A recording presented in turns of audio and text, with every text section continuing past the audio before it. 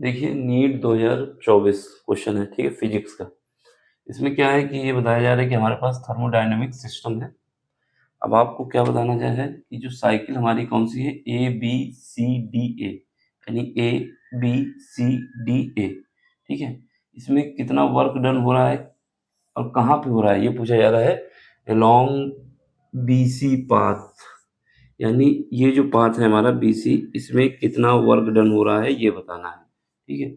जो work done होता है फार्मूला W इक्वल टू क्या होता है, कितना हमारे पास क्या है, पावर है, और क्या चेंज आया है वॉल्यूम में, यही हमारे पास वर्क डन होता है, ठीक है। अब यहाँ पे देखो किसके लिए, BC के लिए बात हो रही है, तो BC में यहाँ पर वॉल्यूम देखो कितना है, B 400 है, और C पे वॉल्यूम कितना है, यहाँ पर भी 400 है।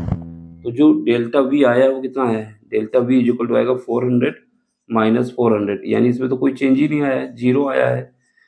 जब वॉल्यूम जीरो आ गया तो वर्क डन कितना आ जाएगा, वो भी जीरो आ जाएगा। तो ऑप्शन कौन सा हो जाएगा, पहला ही ऑप्शन हो जाएगा। अब अगर हमसे AD में पूछता तो अब क्या बताते हैं, यहाँ पर भी क्या है, यहाँ पर भी हमारे पास वॉल्यूम 100 है दोनों में, यानी चेंज इन वॉल्यूम कितना है, जीरो है। जब चेंज इन वॉल्यूम जीरो है तो यहाँ का भी पोटेंशियल वर्क डन कितना आता, जीरो आता, ठीक है। अब अगर इसमें पूछता तो इसमें हम बता देते वो पावर जो है जीरो है। कुल मिला के ये सर्किट में जो वर्क डन आना है वो कितना आना है, जीरो आना है, ठीक है। ये ऑब्जेक्टिव क्वेश्चन है, इनको ऐसे ही करना है। समझ में आया हो तो लाइक शेयर सब्सक्राइब। बाकी अगर कोई क्वेश्चन आपको समझ में नहीं आता है तो टेलीग्राम में आइए, अपना क्वेश्चन भेज दें, ठीक है। चलो बाय, टेक केयर। देखिए ये क्वेश्चन 2024 नीट फिजिक्स, ठीक है, क्वेश्चन नंबर 33 है। इसमें क्या है कि हमारे पास बताया जा रहा है कि एक प्लेनेट है, ये एक प्लेनेट है और ये हमारे पास अर्थ है, ठीक है, अर्थ है।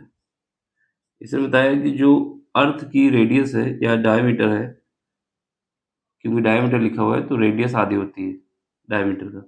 अगर इसकी रेडियस r है तो हमारे पास जो दूसरा प्लेनेट है, प्लेनेट, इसकी जो रेडियस है वो कितनी है, r/2 है। क्यों, क्योंकि जो इसका डायमीटर है उसका आधा है, तो जो इसकी रेडियस होगी उसकी आधी रेडियस होगी, ठीक है।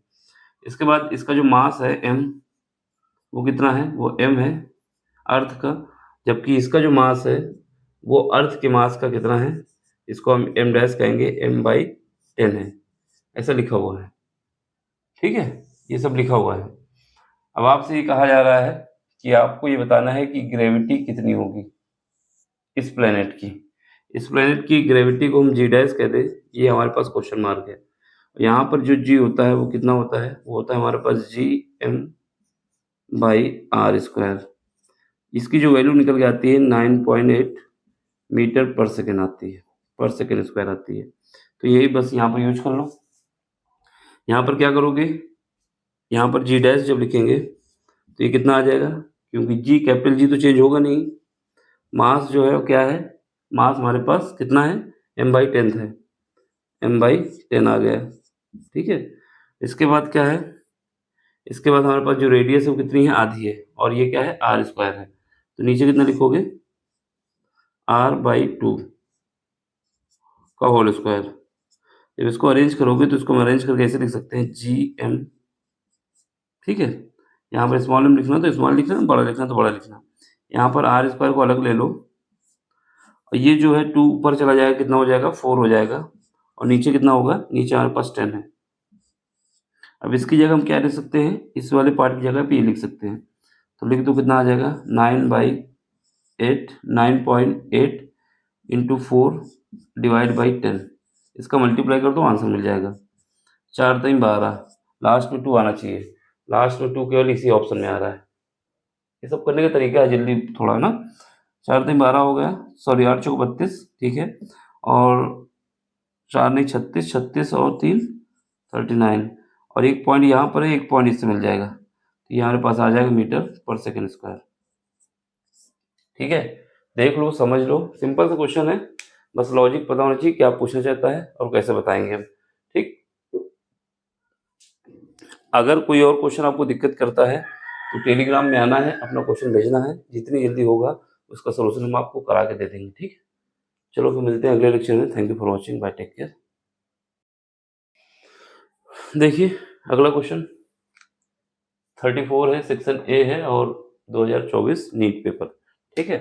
इसमें क्या है, हमें ए और बी टर्मिनल के बीच इक्विवेलेंट कैपेसिटर बताना है, ठीक है। तो सबसे पहले हमें व्हीटस्टोन ब्रिज के विषय में पता होना चाहिए। अगर इसको हम पी मान लें, इसको हम मान लें पी, इसको मान लें क्यू, ये हमारा आर हो जाए और ये हमारा एस हो जाए, ठीक है। क्या हो जाए, एस। तो उस केस में जो व्हीटस्टोन ब्रिज बताता है, क्या बोलता है कि पी डिवाइड बाई क्यू, इसका रेशियो अगर आर डिवाइड बाई एस, ये दोनों बराबर आ जाते हैं व्हीटस्टोन ब्रिज के केस में। किसके, व्हीटस्टोन ब्रिज के, व्हीटस्टोन ब्रिज अगर ये दोनों बराबर आ जाते हैं तो उस केस में क्या होता है कि जहां ये जो बीच में लगा हुआ है कैपेसिटर, ये हटा दिया जाता है। क्या किया जाता है, इसको लगा होना या ना लगा होना कोई मैटर नहीं करता है। तो यहाँ पर कोई भी चार्ज नहीं जाएगा, इसका मतलब ये कैपेसिटर नहीं माना जाएगा। जब ये कैपेसिटर हटा दोगे तो ये कैपेसिटर हम रिमूव कर देंगे, किस कंडीशन के हिसाब से, व्हीटस्टोन ब्रिज की कंडीशन के हिसाब से। तो ये कुछ ऐसा डायग्राम बन जाएगा। अब यहाँ पर बैटरी लगा दो तो ये और ये सीरीज में हो जाएंगे, ये और ये सीरीज में हो जाएंगे। तो यहाँ पर ये, यहाँ से जब ये दोनों सीरीज में हैं तो यहाँ का जो इक्विवेलेंट हम निकालेंगे, क्या निकालेंगे बता देंगे। यहाँ पर इक्विवेलेंट जो आएगा पहली कंडीशन में इन दोनों का, ये कितना आ जाएगा, 1/C1 is equal to 1/2। Series में जब होते हैं तो ऐसे ऐड किए जाते हैं। ये 2 है प्लस 1/2 कितना आ जाएगा, यहाँ पर 2 एलसीएम आ जाएगा, यहाँ पर 1 + 1 बराबर आ जाएगा 1 डिवाइड बाई 1, ठीक है। 2 हो जाएगा, 2 से काट दोगे तो 1 बचेगा। तो यहाँ से C1 निकल आएगा, कितना आ जाएगा, 1 माइक्रोफैरेड। ये जब सीरीज में लगे होते हैं, किस में लगे हुए, सीरीज में, सीरीज कॉम्बिनेशन है। अब इसके बाद ये दोनों सीरीज में हो जाएंगे। जब ये दोनों सीरीज हो जाएंगे तो 1/C2 इज इक्वल टू कितना आ जाएगा, 1/2 + 1/2 सेम है। तो यहाँ पर 2 और यहाँ पर 2 डिवाइड करोगे 1 आ जाएगा। तो यहाँ से ये भी निकल आएगा कितना, C2 इज इक्वल टू कितना आ जाएगा, 1 माइक्रोफैरेड। अब ये दोनों किसमें हो जाएंगे, पैरेलल हो जाएंगे। किसमें हो जाएंगे, पैरेलल हो जाएंगे। जब ये दोनों पैरेलल हो जाएंगे तो यहाँ पर C इक्विवेलेंट कितना आ जाएगा, पैरेलल के केस में सीधे ऐड कर दो, 1 + 1 बराबर आ जाएगा 2 माइक्रोफैरेड। तो ऑप्शन नंबर हमारा कौन सा आएगा, पहला ही ऑप्शन आ जाएगा, ठीक है। सिंपल सा क्वेश्चन है, ज्यादा कुछ नहीं, 1 मिनट कभी नहीं है, सीधे सीधे ऐड करो। इनमें सीरीज में है तो 1 आ जाएगा, इनसे 1 आ जाएगा, दोनों को ऐड कर दोगे पैरेलल हो जाएंगे, तो हमारे पास ऑप्शन पहला आ जाएगा। देख लो, समझ लो, कहीं पर भी डाउट हो तो पूछ लेना, ठीक है। ये कैपेसिटर का केस है। अगर कैपेसिटर दिए होते हैं तो सीरीज में ये वो ऐसे आता है, अगर यही रेजिस्टेंस दिया होता तो डायरेक्ट ऐड करते हैं, पैरेलल में उनको 1/, से करते हैं, ठीक है। देख लो, समझ लो, फिर मिलते हैं अगले लेक्चर में। समझ में आया हो तो लाइक शेयर सब्सक्राइब जरूर करना। बाकी कोई क्वेश्चन आपको समझ में नहीं आता, टेलीग्राम में आइए, कोई भी क्वेश्चन हो भेजिए, हम उसको सॉल्व करके आपको देंगे, ठीक है। Thank you for watching, bye, take care. देखिए ये क्वेश्चन नीट 2024, ठीक है। इसमें हमारे क्या बताना है कि C पॉइंट और P पॉइंट के बीच कितना पोटेंशियल है, C और P के बीच कितना पोटेंशियल है, वो भी पोटेंशियल डिफरेंस बताना है। यानी यहाँ का पोटेंशियल डिफरेंस और यहाँ का पोटेंशियल डिफरेंस कितना होगा, ये हमें बताना है, ठीक है। तो हमेशा याद रखना, कोई भी स्फेयर हो, जब उस पर चार्ज लगाया जाता है तो उस पर किसी भी पॉइंट पे, यहाँ पर पोटेंशियल निकालें या यहाँ निकालें, यहाँ पे निकालें, यहाँ पे निकालें, यहाँ पर भी निकालें, कहीं पर भी निकालें, सेंटर में भी निकालें, तो उस केस में क्या होता है, हमारे पास जो पोटेंशियल होता है वो फार्मूला होता है, V इक्वल टू होता है 1/4πε0 और Q divide by R, small r। यहाँ पर स्मॉल r जो होगी वो क्या होगी, या तो फिर हमारे पास कैपिटल R से छोटी होनी चाहिए या फिर कैपिटल R से बराबर होनी चाहिए, ये कंडीशन होती है। यानी ये जो हमारे पास ये पॉइंट, यहाँ पर सर्कल बना लें, यहाँ बना लें, यहाँ पर बना लें, कहीं पर भी बनाए, सब जगह पोटेंशियल हमारा यही होने वाला है। अब जैसा क्वेश्चन में दिया गया है तो VC पोटेंशियल बराबर होगा किसके, VP के, और ये बराबर किसके आएंगे, इसकी वैल्यू दी गई है 9 × 10⁹ निकालने की जरूरत नहीं है, फिर भी निकाल दे रहे हैं। और इसके बाद चार्ज हमारा दिया हुआ है 1 माइक्रो को चेंज करोगे 10⁻⁻6 आएगा, और डिवाइड किससे कर दोगे, जो रेडियस हमारे पास दी गई है 3 सेंटीमीटर, ठीक है। तो यहाँ पर जब ये निकालोगे दोनों वैल्यू बराबर आएंगे, तो ये निकाल के रख के निकालने की जरूरत नहीं थी, क्योंकि हमसे डिफरेंस पूछा गया था। तो हम बता देंगे जो चेंज आएगा वो कितना आएगा, VP - VC जो आएगा वो कितना आएगा, 0 आएगा, क्योंकि ये सारा ही बराबर है, ये भी बराबर है, ये भी बराबर है। अब इन दोनों का डिफरेंस निकालोगे तो आंसर हमारा क्या आ जाएगा, 0 आ जाएगा। तो ये करके लिख के दिखाना नहीं है, ये बताना होगा कि यहाँ पर पोटेंशियल, यहाँ पर कहीं पर भी लेंगे तो पोटेंशियल सेम आएगा। और इसका क्वेश्चन पूछा गया है कि आपको बताना है कि पोटेंशियल डिफरेंस कितना है। ठीक है, क्या पूछा गया है, पोटेंशियल डिफरेंस। अगर कहीं सी पे पोटेंशियल पूछता तब हम निकालते हैं, पी पे पूछता तब निकाल लेते, लेकिन अगर डिफरेंस पूछेगा तो दोनों वैल्यू सेम होंगी तो सीधे लिख देना है कि इनका पोटेंशियल डिफरेंस 0 आएगा। ठीक है, ज़्यादा कुछ करना नहीं इसमें, देख लो समझ लो, ये वैल्यू पुट करके दिखानी नहीं जो हमने दिखाया यहाँ पर। क्यों, क्योंकि समय बर्बाद होगा। बस सीधा पता चल जाएगा हमें कि कभी भी कंडीशन ऐसी आती है, कोई भी स्फीयर है तो उसके अंदर या उसकी सरफेस पे कहीं पर भी पोटेंशियल निकालना हो, सब सारे पोटेंशियल सेम आते हैं। और अगर पोटेंशियल डिफरेंस पूछा गया है तो जब सब सेम है तो इनका डिफरेंस कितना आएगा, 0 आएगा। ठीक है, चलो मिलते हैं अगले लेक्चर में। देखो अगर कोई क्वेश्चन आपको समझ में नहीं आता है, टेलीग्राम में आइए, अपना क्वेश्चन भेजिए और वहाँ पे आप सोल्यूशन पा सकते हैं। ठीक है, फिजिक्स, केमिस्ट्री, मैथ। मैथ किसके लिए, जेई की जो तैयारी करते हैं, और फिजिक्स, केमिस्ट्री, बायो के लिए जो नीट की तैयारी करते हैं उनके लिए। बाकी सबका अलग अलग प्लेलिस्ट बना के देंगे। ठीक है, समझ में आया तो लाइक शेयर सब्सक्राइब जरूर करना। Thank you for watching, bye, take care. देखिए क्वेश्चन सेक्शन बी है, सेक्शन बी के सारे क्वेश्चन करने होते हैं, नीट 2024 फिजिक्स। इसमें ये बताया जा रहा है कि हमारे पास सिंपल पेंडुलम है। क्या है, सिंपल पेंडुलम है।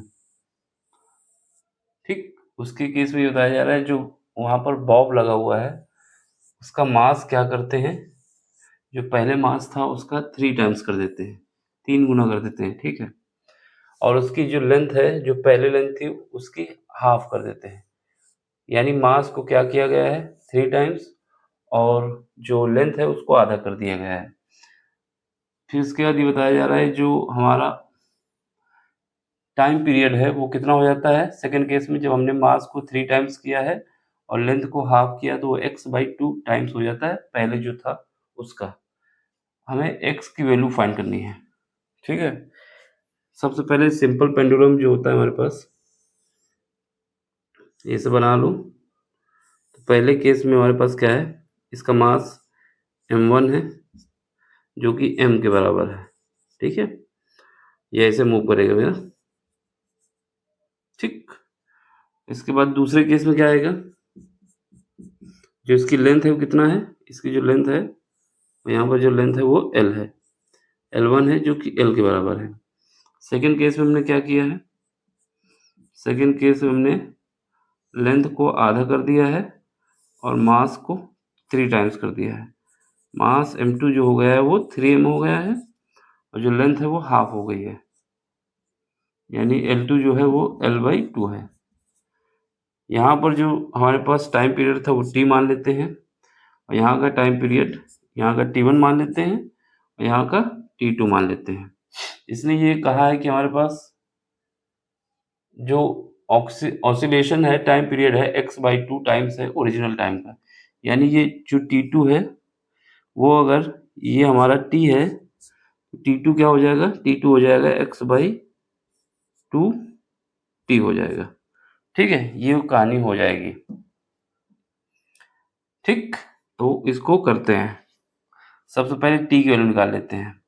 तो t हमारा इस केस में क्या होगा, सिंपल पेंडुलम के केस में जो t होता है टाइम पीरियड, जिसको हम लोग t1 माने, वो क्या होता है 2 पाई, और यहाँ पर l होता है लेंथ ऑफ, जो ये लेंथ है, और ये नीचे g होता है। इसका मतलब ये हुआ कि जो हमारा टाइम पीरियड है वो टाइम पीरियड हम t से लिख लेते हैं। टाइम पीरियड हमारा मास पे डिपेंड नहीं करता है। किस पे डिपेंड नहीं करता है, मास पे। जब मास पे डिपेंड नहीं करता है तो किस पे डिपेंड करता है, केवल लेंथ पे डिपेंड करता है। ठीक है, ये तो कांस्टेंट होता है g, तो इसका मतलब क्या हुआ, टाइम पीरियड हमारा l पे डिपेंड करेगा। और जब l पे डिपेंड करेगा तो यहाँ से t1 जब निकालेंगे तो t1 कितना आ जाएगा, t1 इज इक्वल टू आ जाएगा 2 पाई, अंडर रूट के अंदर कितना आ जाएगा l, L1 की जगह कितना है, L1 लिखोगे तो, लेकिन L1 की जगह हमारा l है। ठीक है, L1 की जगह हमारा l है, तो ये हमारा लिख दो l, और ये g हो जाएगा। यहाँ से जब निकालोगे ये क्या निकलेगा, t2 इज इक्वल टू निकलेगा 2 पाई, लंबाई क्या हुई है, आधी कर दी गई है, तो l/2g, हमने लंबाई को आधा कर दिया है। यहाँ से t2 को लिख सकते हो क्या, 2 पाई, ये जो 2 है रूट ये ले आओ इधर, और यहाँ पर क्या आ जाएगा, अंडर रूट एल बाई जी हो जाएगा। ठीक है, अब इसको अरेंज कर लो, यहाँ पे दिखेगा, दिख जाएगा। जब अरेंज करोगे T2 इज इक्वल टू कितना आ जाएगा, 2 पाई, सॉरी 1/√2 अलग कर लो, और बाकी पार्ट को क्या कर सकते हो, बाकी पार्ट हमारा T1 है, क्या है, T1 है। ठीक, अब हमें वैल्यू पुट कर देना है, तो यहाँ पर T2 कितना है, ये जो इधर देख लो, दिखेगा यहाँ पे T2 कितना है, x/2 है, और ये किसके बराबर है, T1 के। T1 की जगह हमने T माना है। ठीक है, और ये किसके बराबर है, ये इक्वेशन हमारी बराबर है 1/√2 के, और यहाँ पर भी हमने क्या माना है, T1 माना है। ठीक, चलो अब यहाँ से T1 को हमने क्या माना है, T माना है, T1 को क्या माना है, T माना है, तो ये कट जाएगा, जब ये कट जाएगा और ये इससे कट जाएगा, तो यहाँ x की वैल्यू कितनी आ जाएगी, √2 आ जाएगी। तो ऑप्शन हमारा क्या आ जाएगा, सेकंड पार्ट हो जाएगा।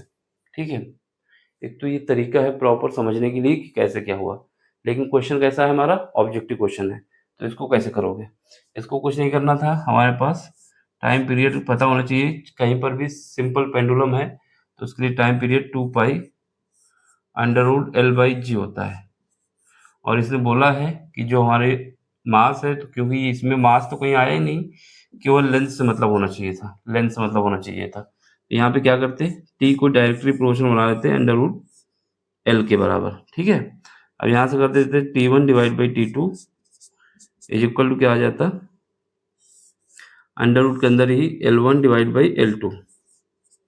ठीक, अब इसकी वैल्यू जो हमारे पास दी गई थी उसको लिख लेते हैं, L1 L है, और ये क्या है, L2 क्या है, L2 हमारे पास है L/2, ये कट जाएगा, ये ऊपर चला जाएगा, तो यहाँ से हमारे पास T1 कितना आ जाता, T1 आ जाता √2 T2। अब जैसा क्वेश्चन में दिया था कि ये क्या था, x/2 टाइम्स था पहले वाले का, तो T2 की जगह लिख देते √2, और यहाँ पर लिख देते x/2 T1, क्योंकि पहले वाले का कितना टाइम हो गया था, x/2, ये हमारा कट जाता, इससे इसको काट देते तो √2 यहाँ नीचे बचता, x की वैल्यू आ जाती √2। यहाँ पर क्या था, कैलकुलेशन तेज करना था बस, बाकी ये सब समझाने के लिए कि ये कहानी हुई है। ठीक है, इतना लंबा करना नहीं है, यही कॉन्सेप्ट लगाना है कि जो टाइम पीरियड है वो लेंथ के स्क्वायर रूट के डायरेक्टली प्रोपोर्शनल है। सॉल्व कर लाओगे आंसर मिल जाएगा, ऑप्शन नंबर सेकंड। समझ में आया हो तो लाइक करना, शेयर करना, सब्सक्राइब करना। बाकी कोई क्वेश्चन आपको नहीं समझ में आता है फिजिक्स केमिस्ट्री में, ठीक है, तो आपको क्या करना है, अपना क्वेश्चन भेजना है, टेलीग्राम का ग्रुप है वहाँ पे भेजिए, उसका सोल्यूशन हम कर देंगे।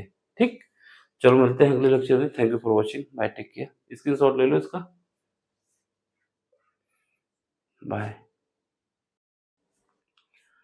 देखिए क्वेश्चन नीट 2024 सेक्शन बी। ठीक है, इसमें देखो क्या है, इसमें हमारे पास पूछा जा रहा है कि इस सर्किट में कितनी करंट फ्लो होगी। ठीक, वो भी पीक करंट पूछा जा रहा है, यानी पी नॉट की वैल्यू पूछी गई। किसकी वैल्यू पूछी गई है, सॉरी आई नॉट की, आई नॉट की वैल्यू पूछी गई है। ठीक है, कैपेसिटर लगाया गया है और जो बैटरी से कनेक्ट किया गया है एसी बैटरी, वो की इसका वोल्टेज कितना है 210 वोल्ट, और जो फ्रिक्वेंसी है वो 50 गीगाहर्ट्ज है। हमारे पास जो करंट निकालने के लिए क्या करेंगे, सबसे पहले हमें एक्सी निकालना होगा। एक्सी क्यों निकालना होगा, क्योंकि कैपेसिटर दिया हुआ है केवल। ठीक है, तो एक्सी के लिए क्या फार्मूला लगाओगे, एक्सी इज इक्वल टू हमारे पास होता है 1 डिवाइड बाई ओमेगा सी, सी की वैल्यू दी गई है, तो यहाँ से एक्सी निकल आएगा आपका, XC is equal to 1 omega, omega की जगह क्या लिख सकते हो 2 पाई एफ, एफ की जगह कितना है फ्रिक्वेंसी है, और सी, सी हमारा कैपेसिटर है, किसमें दिया हुआ है 10 माइक्रोफैरेड है, इसकी वैल्यू पुट करो। यहाँ पे जब पुट करोगे तो कितना आ जाएगा 1 डिवाइड बाई 2 पाई, एफ की जगह 50 रख दो, और सी की जगह कितना लिखोगे 10 इंटू 10 की पावर माइनस का 6, क्योंकि ये माइक्रोफैरेड था इस वजह से इसको फैरेड बनाना होगा। ठीक है, तो अब इसको सॉल्व करेंगे, ये 100 हो जाएगा, ये कितना हो जाएगा, यहाँ पर हो जाएगा 100, और यहाँ पर 1000 हो जाएगा, 3 पावर कम हो जाएंगी और पावर ऊपर पहुँचा दो। 3 पावर यहाँ से कम हो जाएंगी कैसे? इसको मल्टीप्लाई करोगे 100 होगा, एक ये 3 हो जाएंगी और ये 6 हैं, तो 3 बचेंगे और उनको ऊपर पहुँचा दो, प्लस हो जाएगा। नीचे क्या आ जाएगा? पाई आ जाएगा। तो ये तो हमारा एक्स ही आ गया। अब इसके बाद हमारे पास क्या होता है? V R M S. तो वी आर एम एस कितना है? ये है हमारे पास 210। तो ओम का नियम लगाओगे, I R M S is equal to कितना आ जाएगा? I R M S is equal to आएगा करंट, और हमारे पास क्या होता है? वोल्टेज, यानी वी आर एम एस और divide by X C. Ohm का नियम जब लगाओगे तो ओम के नियम से ये आ जाएगा। वोल्टेज क्या होता है? ये हमारा रेजिस्टेंस के तरीके काम करता है, ठीक है। तो यहाँ से निकाल लो I R M S. V R M S कितना है? 210 वोल्ट, ये हमारा वी आर एम एस है, ठीक है। डिवाइड बाई एक्स सी अभी हमने निकाला है, कितना है? 1000। यहाँ पे इस पाई को ऊपर पहुँचा दोगे, क्योंकि यहाँ डिवाइड करोगे तो ऊपर पाई चला जाएगा और ऊपर जाएगा पाई की वैल्यू रख दो 22/7। तो यहाँ पर दी गई 3.14 भी रखने को कहा गया है, लेकिन हम ना कैलकुलेशन सही करने के लिए इसको ऐसे कर लेते हैं।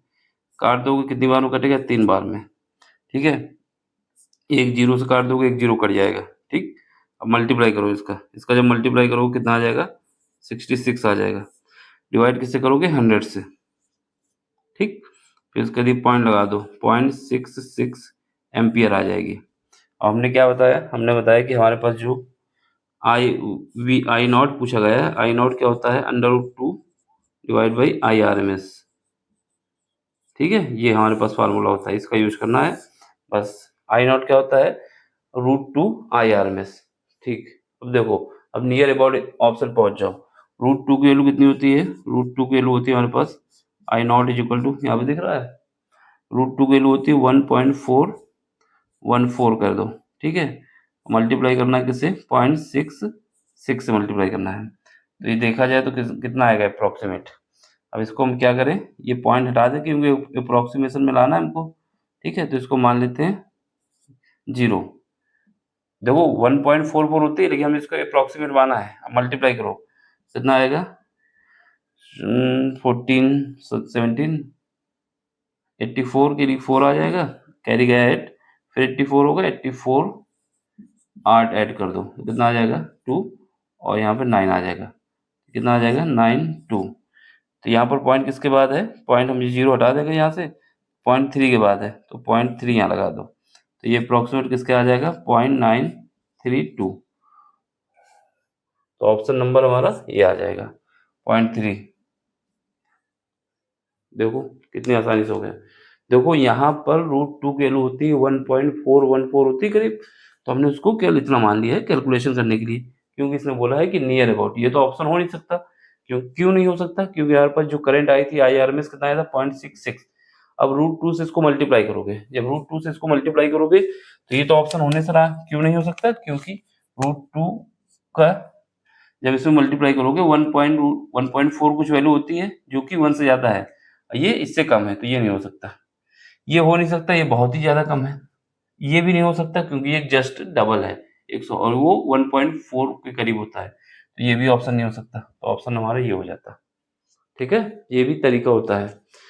हमने आई आर एम एस निकाल लिया था, आई आर एम एस के बाद आई नॉट निकालना था, तो √2 से मल्टीप्लाई करने की जरूरत नहीं थी, सीधा ऑप्शन देखना था क्या कोई रेंज इसमें थी। अगर इससे कुछ ज्यादा वैल्यू होगी तभी हमारा आंसर होगा। अब ये 0.58 तो कम है, तो ये नहीं हो सकता। ये हमारा हो सकता है, ये 0.35 ये ज्यादा ही कम है, ये बिल्कुल नहीं हो सकता। और ये अप्रोक्सीमेट डबल है, तो ये भी नहीं हो सकता। तो आप ऑप्शन हमारा ये हो जाता, ठीक है। समय बच जाता है अगर सही से कैलकुलेशन किया जाए। देख लो, समझ लो, कहीं पर भी डाउट हो तो पूछना। बाकी मिलते हैं अगले लेक्चर में। Thank you for watching, bye, take care. Screenshot ले लो इसका।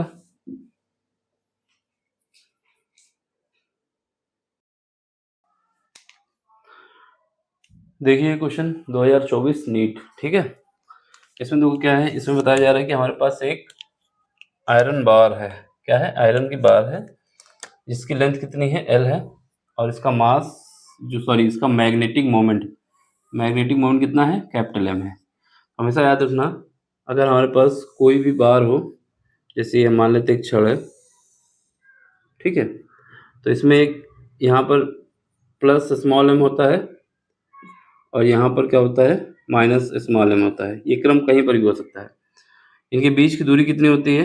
इनके बीच की दूरी होती है l, ठीक है। तो यहाँ पर जो हमारे पास मैग्नेटिक मोमेंट निकलता है m निकलता है, वो क्या निकलता है, इनमें से कोई एक, ठीक।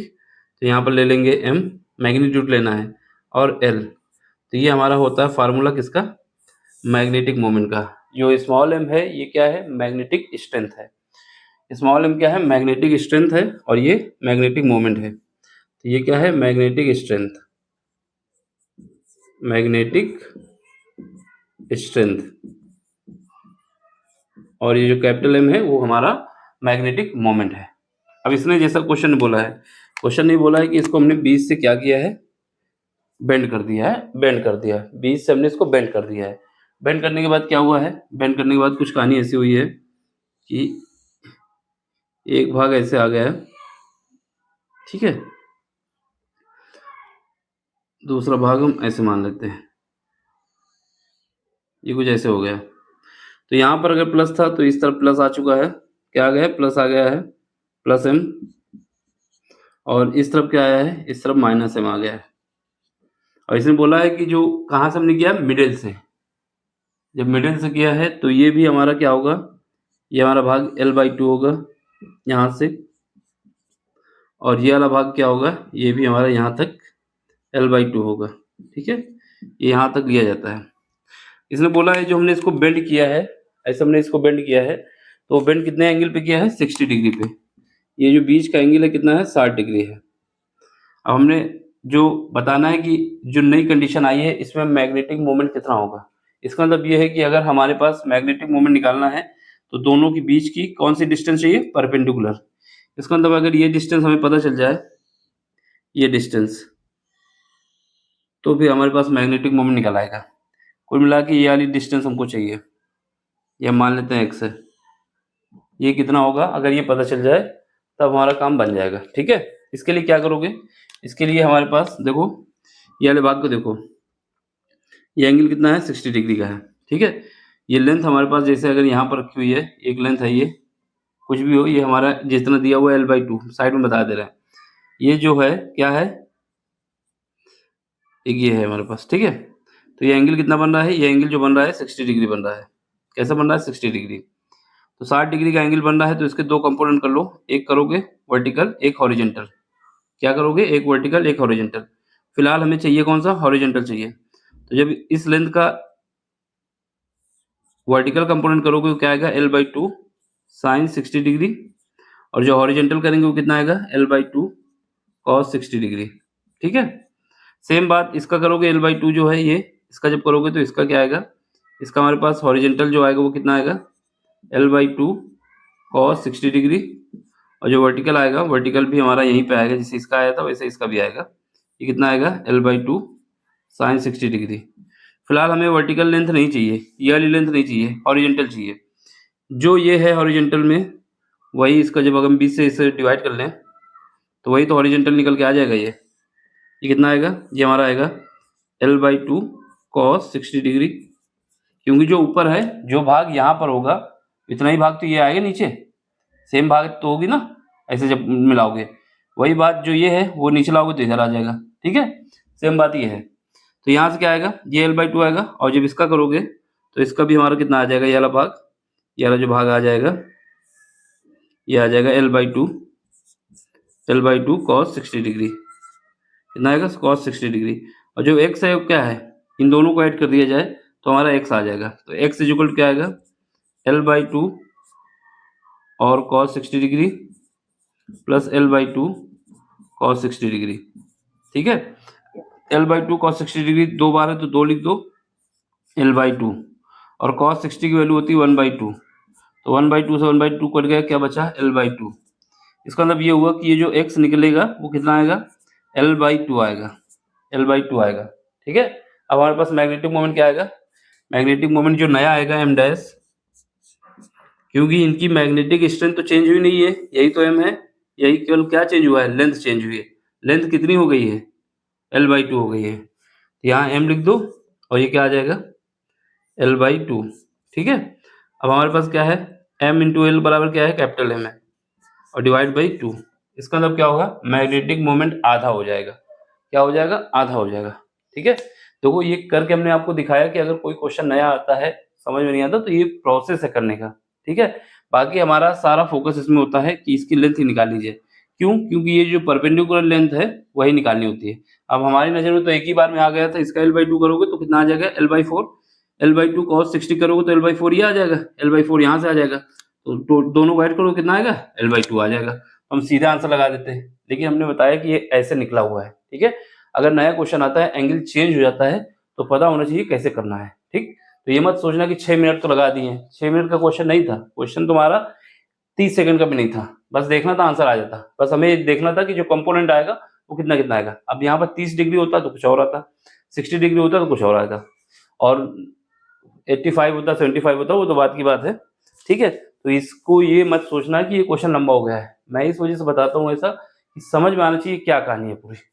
देख लो, समझ लो। बाकी कोई क्वेश्चन आपको दिक्कत करता है, मीडियम कोई सा भी हो, ठीक है, फिलहाल तो हम इंग्लिश मीडियम में पढ़ा रहे हैं। अगर हिंदी मीडियम के बच्चे हैं, आपको कोई क्वेश्चन दिक्कत करता है, क्वेश्चन भेजना, मैं मतलब सॉल्व करके आपको दे दूंगा। ठीक है, चलो मिलते हैं अगले लेक्चर में। Thank you for watching, bye, take care. Screen shot लेना है तो ले लो।